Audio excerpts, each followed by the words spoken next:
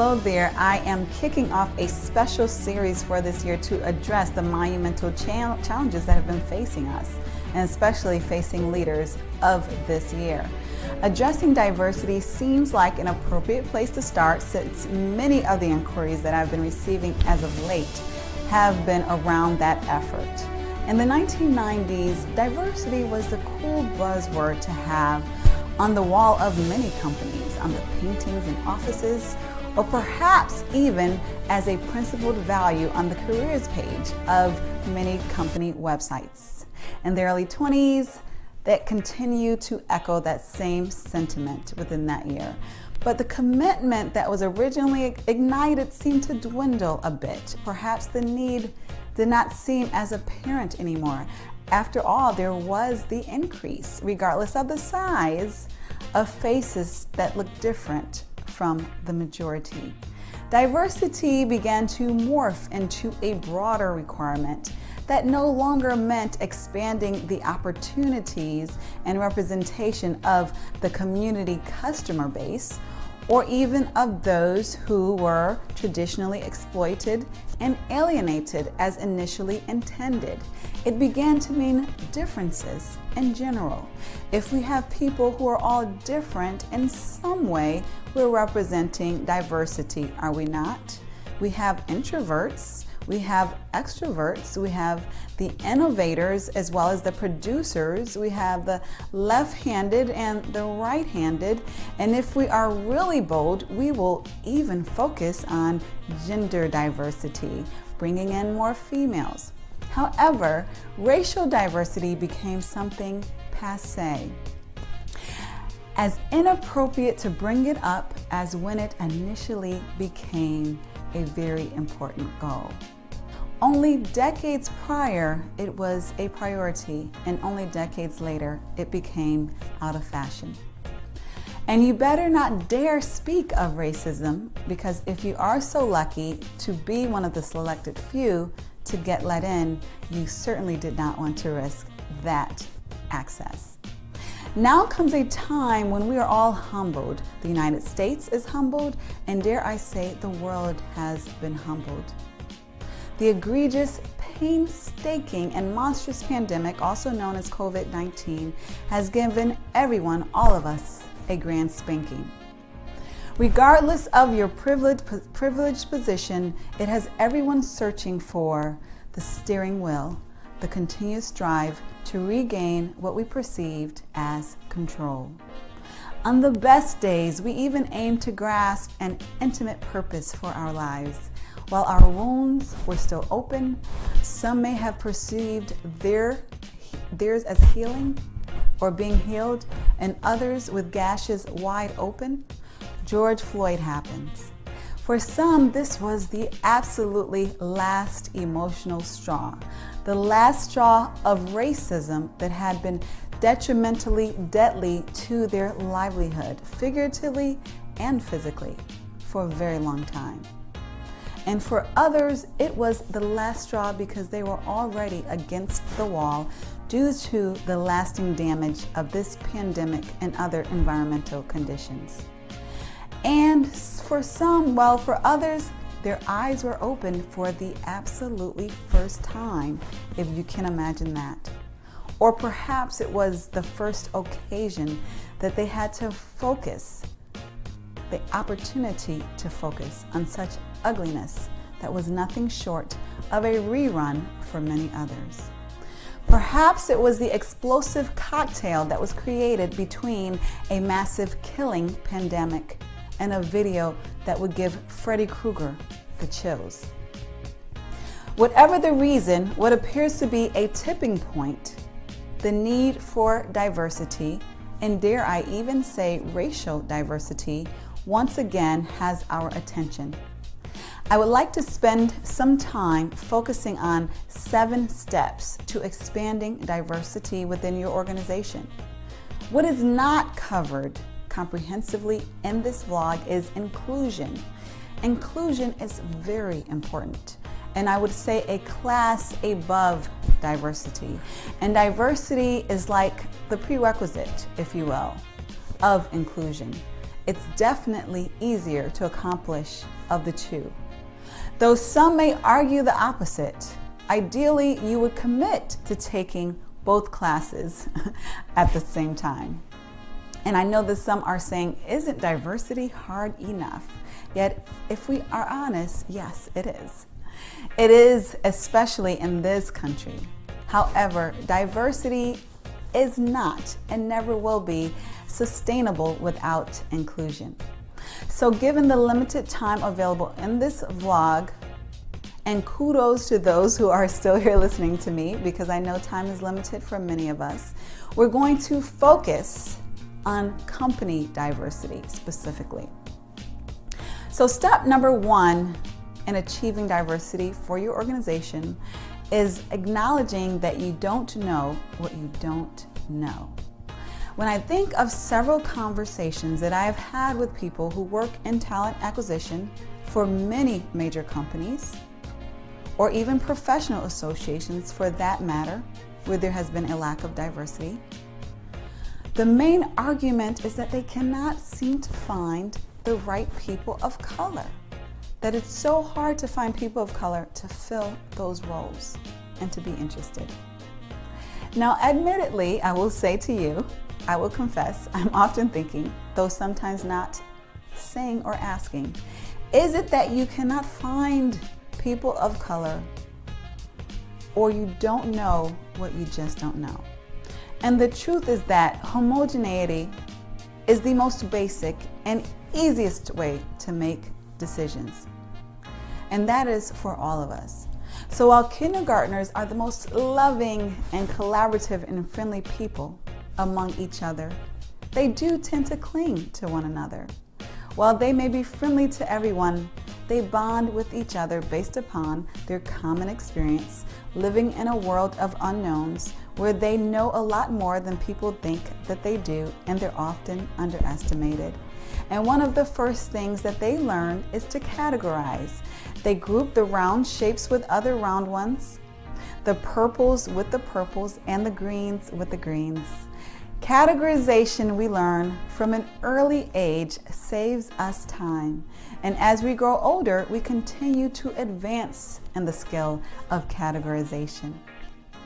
Categorization adds efficiencies to our lives that we otherwise would not have. I personally have coded my closet based upon occasion, based upon the color of the material. And even when we are found of people who are not like ourselves, most of us, if we're honest, we tend to categorize. Since kindergarten, we have gravitated to those like us because it is more comfortable. And that is what we tend to do, categorize. Given that, considering the context in which we live, and I know that many people reading this blog or listening to this vlog are not in the United States.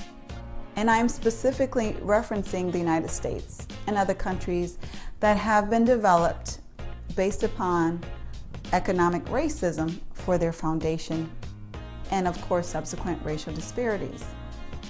So in this context, obviously that is expounded.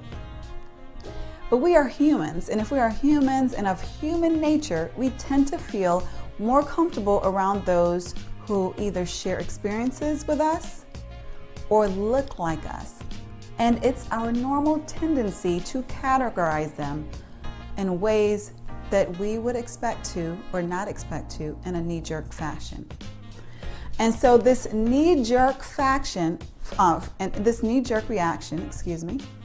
categorization also is the way that we will typically hire those who are like ourselves. Why would anything more or less than that be expected? And then you put that in the context of an economically driven, racially disparaging tradition, and you have what we have today, and that is a racism pandemic in a world that may ironically deem themselves as post-racial. I am reminded of a time when I was in church. I'm still in church, but there was a special occasion where blue was the color that we were to wear. Now, I went shopping and I went to at least 3 of my favorite stores, and I could not seem to find that right blue dress. Interestingly enough, I saw several green dresses. There were just green dresses all over the place. And perhaps, maybe just perhaps, that's because green is my favorite color. I wasn't used to wearing blue, I would admit, and blue was a stretch for me. And I rarely, if ever, wore blue. I eventually found a blue dress online, but I lacked a connection to it. I just was not used to wearing it. Sure, some may be offended that I dare compare people to dresses. And I agree, it's not that simple. Though what is that simple is that we are emotionally driven beings. Oftentimes we believe that we're making sound, objective decisions when we're doing nothing of the sort. We're simply responding to what feels the most familiar, the most emotionally comfortable. And some of us call it a gut feeling. Dare we not trust our gut in this modern era of self-actualization? Even in this proclaimed era of self-actualization, we must be open to learning from others in order to achieve greatness. I don't know Spanish very well, so I'm taking Spanish classes. I get help from my Spanish friends, and I don't assume that there's no use for Spanish simply because I don't know how to master the language yet. And so let's not assume that there is no need to attempt diversity simply because you haven't yet mastered it. Be open to learning from others, even if you have achieved greatness in specific areas. What many do not know is that diversity takes significant effort. While I love diverse environments and novel experiences, this is not the norm. Most people of all races prefer what is familiar. Familiar is more comfortable. Comfortable is convenient. And this leads us to number 2. Get comfortable with being uncomfortable.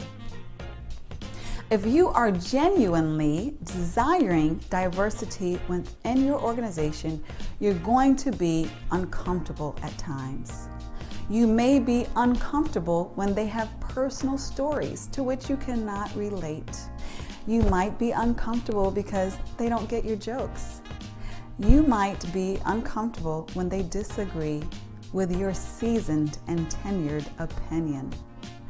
If you're at the most elementary stages of racial and cultural diversity, you may even be uncomfortable by such superficialities as the differences of foods that they eat, or the differences in their hair, and even maybe their skin. Though if you are genuinely hoping to work in a diverse work environment, you will be comfortable with your lack of comfort and with being uncomfortable until you become more comfortable. The third step, which has been implied already, is to not trust your gut. Do not trust your gut when it comes to increasing diversity within your organization. I know this sounds counterintuitive from everything that you have learned regarding how to live and how to make decisions. However, when building diversity, it is selfish and downright dangerous to rely on your gut. In this modern era, thankfully, we have access to more objective tools and data than we ever have in the past.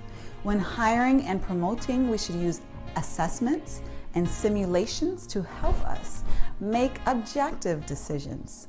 Such tools help us to analyze the quality of talent that is not subjectively based, but based on relative subject matter expertise and performance ability. Now let's get to step number 4. And step number 4 is knowing your community. Know your community base because it is important for 2 reasons. Firstly, the more that you know your community base, the more knowledgeable that you will be in finding and attaining diverse talent that is not far away. Quite conveniently, a community base can conceivably be global at this point in our modern era. This is most commonly found among higher level positions that typically include searches that will pay, will reimburse, will sponsor relocation globally even. The second important reason that you want to be intimate and know your community base is because every organization should be an asset to their community. Not just a taker, but an asset. So if you're familiar with the community, if you're familiar with the inhabitants of the city in which your organization resides, then it will be difficult to understand it will be difficult for you to not understand how your community needs your service. And it will be easier for you to understand how you can ultimately serve your community. Knowing your community base will help you not only to better your community, it will help you to know the diverse representation that exists within it for your organization, to tap into it, to obtain diverse talent that exists right there underneath your nose. Now, step number 5 is to know your customer base. Now, I know this is common knowledge in marketing, but oftentimes some organizations still tend to ignore what their company base is composed of. Many organizations have taken advantage of researching their customer base, but if you have not, I encourage you to do so. So when a workforce lacks the diversity and the thought perspective that is represented within their company base, or within their customer base, then selling and serving that customer audience places them in a disadvantage to do so. So it's important to know your customer base, because then you will know how to best serve and attract and continuously attract those who are interested in what you have to offer. Step number 6 is to make diversity a priority. Yes, if you're reading this, you have an intention of increasing diversity within your organization, hopefully. But it's not only important to have an intention to increase diversity, it's important to make it a priority. Why is this important? Because as we know, most of our days are fully occupied. They're busy. We're rushing to make deadlines, working positively toward various goals, and placing effort based upon the priorities, yes, the priorities of our organization. So there are some things that we will never get to, even though they're on our list. There is never a time when we get to do everything that we want to do, but we focus on what is prioritized at the highest by our leadership. We ensure that diversity is a priority by setting direct goals tied to it. In many areas of talent and HR especially, we want to move more qualitative to more non-numerical, sophisticated ways of measuring performance. However, quantitative measurement is needed when there is a lack of sophistication to do otherwise. And for most organizations, such sophistication regarding diversity just is not there. And so we still need to quantitatively measure the diversity progress. Also, dare I say, quantitative data is still king among most C-suite layers of top organizations. If diversity is a priority, then it will be measured. What is a priority is measured, and as we all know, what gets measured is what gets done. For example, in talent acquisition, are recruiters rewarded or evaluated based upon how highly they're providing diverse represented slates? Are there staff members with significant ties to underrepresented communities on the decision-making panels? Are leaders requiring a diverse representation of interviews when they are hiring? Are there active promotions and active sponsorship and mentor opportunities and programs for underrepresented groups? This helps to expand diversity, especially among the higher ranks of the organizations. And step number 7 is to be consistent. As Coach John Wooden once said, character is measured by what we do when no one else is looking. So if diversity is a real goal of your organization, then you want to institutionalize those practices far beyond what is publicly visible. But you want to communicate to your team, to your organization, that diversity is an important value of your organization. The best way to institutionalize diverse efforts is to make it a part of your traditional dashboards. When you measure quarterly the performance of your organization or your team, you can also measure hiring and retention of diverse talent bases. In addition to lag measures, you can also use lead measures that proactively link efforts to diverse outcomes, including recruitment and internal inclusion efforts. If you find this information interesting or helpful, I have a big ask for you, and that is to please share it with others, because I know that there are some people who are genuinely struggling with diversity, and I want this to be a help with them. So share with those, especially those leaders who you believe would benefit from this information, and have a phenomenal day.